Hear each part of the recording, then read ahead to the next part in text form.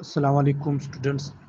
Status جو ہے وہ پریکٹس سے آتی ہے اور پریکٹس ہی آپ کو اچھے نمبر دلا سکتی ہے. تو روزانہ کے بیس پہ پریکٹس کیا کرے, انشاءاللہ آپ کے اچھے نمبر آئیں گے. آخری دنوں والی جو پریکٹس ہے وہ آپ کو اچھے نمبر نہیں دلا سکتی, یہ بات یاد رکھیے گا. کوشچن پوچھا گیا ہوگا رائٹ دا ریگریشن ماڈل اور اسٹیمیٹ دا ریگریشن ماڈل. تو آپ لوگوں نے SLR ایکویشن یا MLR ایکویشن یوز کرنا ہے اکارڈنگ ٹو دا ماڈل. تو یہاں پہ کوشچن بتایا ہے کہ پریڈکٹر ہے ہمارے ساتھ ٹیبل میں, کوئی پیشنٹ ہے, ٹی ویلیو ہے, کنسٹنٹ ہے اور ایکس ہے. ایکس جو ہے وہ ہاورز ہے. تو کوئی پیشنٹ کے نیچے جو ویلیو ہوتی ہے کنسٹنٹ کے سامنے وہ B0 ہوتی ہے ہمیشہ. اس کے نیچے جو ویلیو ہوگی وہ B1 ہوگی اور اس سے آگے اگر کوئی ویلیو تھی تو وہ B2 ہوگی. تو یہاں سوال پوچھا گیا ہے کہ right the regression model and interpret the results.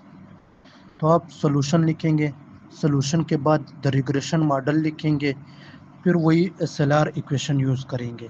SLR equation کیا تھا, y = B0 + B1x. تو ہم یہاں ان کی ویلیوز پٹ کریں گے. B0 ہمیں پتہ ہے 4.5 ہے کیونکہ یہ کنسٹنٹ کے سامنے کوئی پیشنٹ کے نیچے لکھا ہوتا ہے, ہم ٹیبل سے معلوم کر لیتے ہیں. اور B1 بھی اسی طرح ٹیبل سے معلوم کر کے ادھر پٹ کر لیتے ہیں. یہاں پہ B1 جو ہے وہ 5.3 ہے. ان کی ویلیوز پٹ کر کے ایکویشن میں ہم رائٹ کر لیتے ہیں ریگریشن ماڈل کو یا اسٹیمیٹ کر لیتے ہیں اس طرح. اب آتے ہیں انٹرپریٹیشن کی طرف. انٹرپریٹیشن میں ہم B0 اور B1 کے بارے میں بتاتے ہیں کیونکہ یہ SLR ماڈل ہے. تو B0 جو ہے وہ 4.5 کے برابر ہے, لہٰذا ہم اس طرح انٹرپریٹ کریں گے. B0 = 4.5 shows the minimum value of y when x is 0.